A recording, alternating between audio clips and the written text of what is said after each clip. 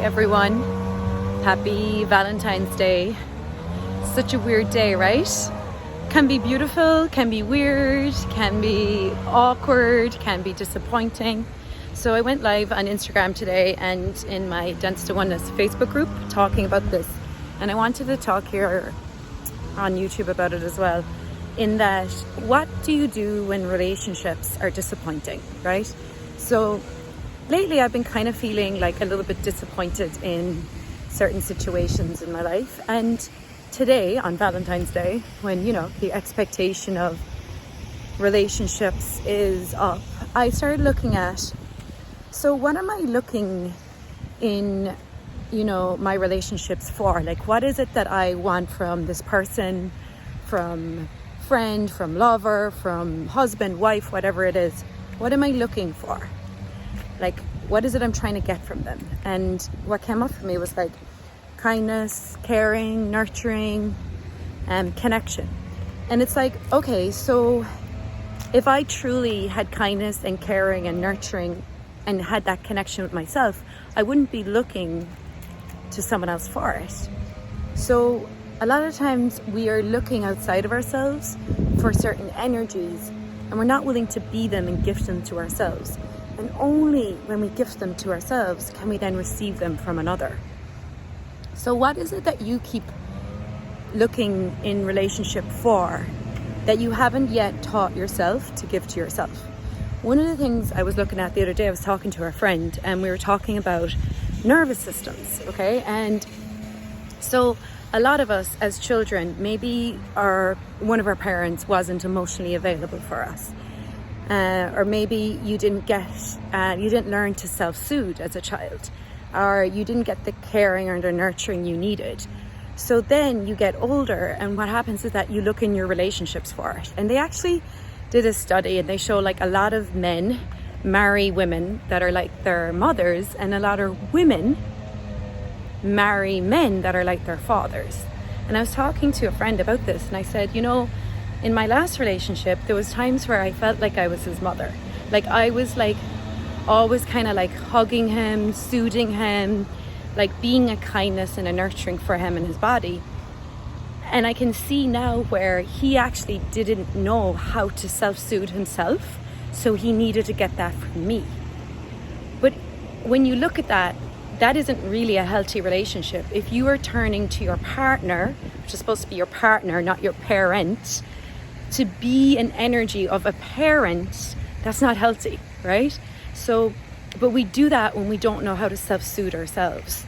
And learning to self-soothe yourself is a practice. That's what we teach with the Somatic Embodiment classes and the Somatic Embodiment movement classes I do, is we're teaching our nervous systems how to regulate themselves, how to self-soothe, how to come back to that felt sense of pleasure in the body, that nurturing, that caring in the body, and giving ourselves those energies that we may not have gotten when we were kids, or we may not have learned to give ourselves, so that we can actually stop looking outside of ourselves for them, and if we can give ourselves the kindness, the caring, the nurturing and the connection that we're looking for in a relationship, then our relationships become greater.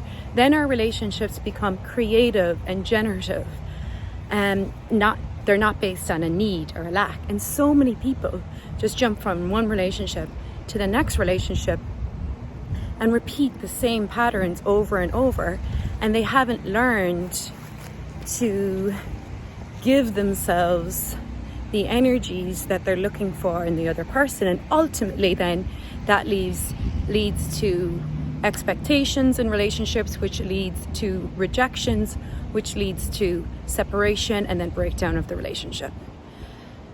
I know, fun, right?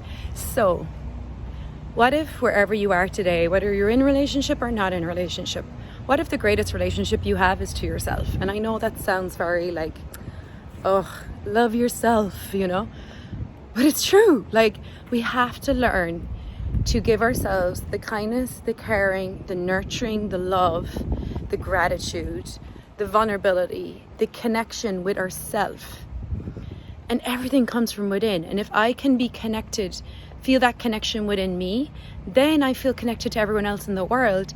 Then it's okay if, you know, someone in my life isn't there for me today because maybe they're going through some stuff. And that was the other piece too. Like, what if you didn't rely on one person to be everything for you?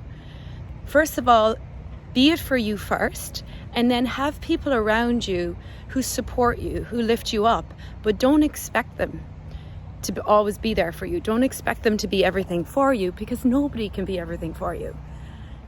So a great indicator for me is when I'm not being something for myself, is when I'm feeling disappointed in other people. That's a great indicator. What am I not being for me that I'm expecting this other person to be for me? Come back. Give yourself that energy as best as you can. Come back to your body. Come back to nurturing yourself, giving yourself those energies, and then see what happens in your relationships. See if they become greater. Okay? If any of you want to check out any of the somatic embodiment classes I'm doing, I have one coming up this Thursday.